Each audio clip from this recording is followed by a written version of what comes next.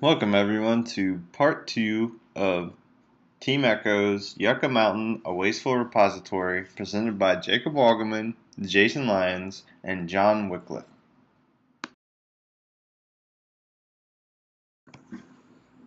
In this presentation, I'll be covering a couple objectives: funding, current status of Yucca Mountain, and the consequences of not using Yucca Mountain.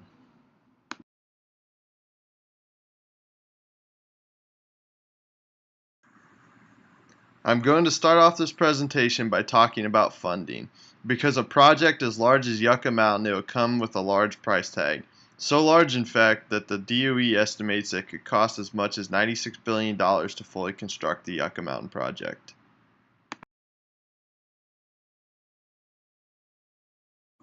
The Yucca Mountain project initially received funding from Congress in 1982, when Congress passed the Nuclear Waste Policy Act.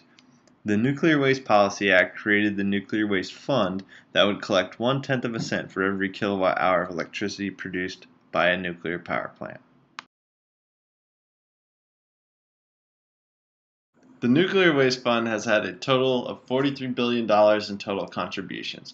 The fund currently holds $29 billion and earns $1 billion in interest every year. The fund also gains $750 million from the power being generated from the nuclear power plants. This chart shows how much money each state has contributed to the Nuclear Waste Fund, with some states contributing as little as $150 million and other states like Illinois, South Carolina, and Pennsylvania who have contributed billions of dollars to the fund.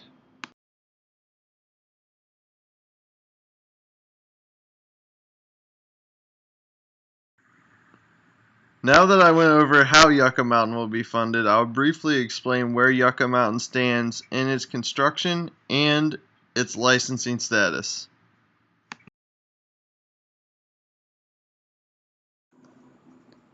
The picture on the left shows a brief example of what final construction at Yucca Mountain might look like.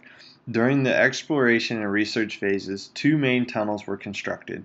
One 5-mile U-shaped tunnel that goes 1,000 feet below the crest of the mountain and 1,000 feet above the water table, and the other tunnel is a 1.6-mile cross-drift tunnel that connects both sides of the 5-mile tunnel.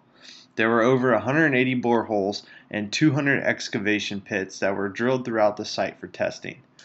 Since the completion of the exploration and research phases, the site just sits as a couple of abandoned tunnels in the middle of the desert. In 2008, the NRC officially received a license application to construct the Yucca Mountain project. However, in 2010, the Obama administration amended all funding for the project until the Blue Ribbon Commission conducted further studies to determine if Yucca Mountain be a viable storage site. The loss of funding subsequently halted the NRC and DOE's effort to license Yucca Mountain. This prompted several states, including South Carolina and Washington, to file a lawsuit in the U.S. Court of Appeals asking for the NRC to resume the licensing process. In 2013, the appeals court ruled that the NRC must resume its review of the Yucca Mountain license application.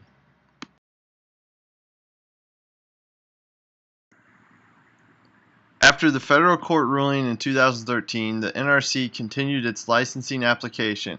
Then in January 2015, the NRC completed its safety evaluation report and deemed Yucca Mountain as an acceptable location for long-term storage of high-level waste.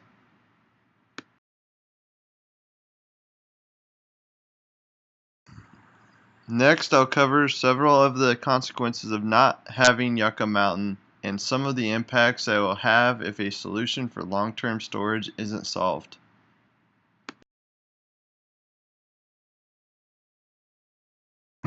Not having Yucca Mountain has forced nuclear utility companies to store its depleted fuel rods in either fuel pools or in dry cask storage. Unfortunately, this drives up the construction cost of the new nuclear power plant because it will have to be designed with a bigger fuel pool or have an area constructed for the storage of the dry cask, making a nuclear power plant more expensive and deterring some companies from investing in nuclear power.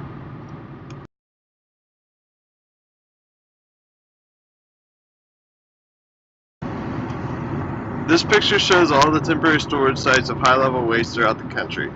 and all the locations that have had to increase its security and build temporary storage for its dry cast. If Yucca Mountain was constructed, all these sites would be able to send its high-level waste into a more secured location. Since Yucca Mountain is in the middle of the desert, that would provide for an additional barrier of protection for an ever-increasing national security threat.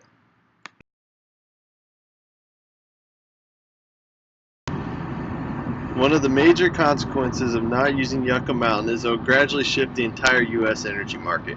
Nuclear power plants make up approximately 19.5%, and as the aging nuclear fleet begins to shut down, this power will have to be made up with other sources of power like natural gas or coal.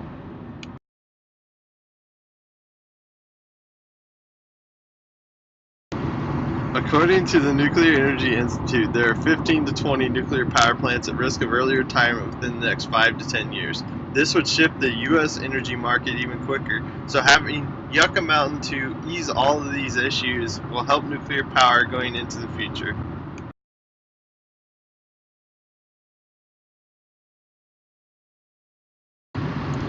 This is the list of references that I used throughout this presentation, and below I have linked the other parts of Team Echo's Yucca Mountain project. Thanks for watching. If you have any questions regarding my presentation, feel free to contact me.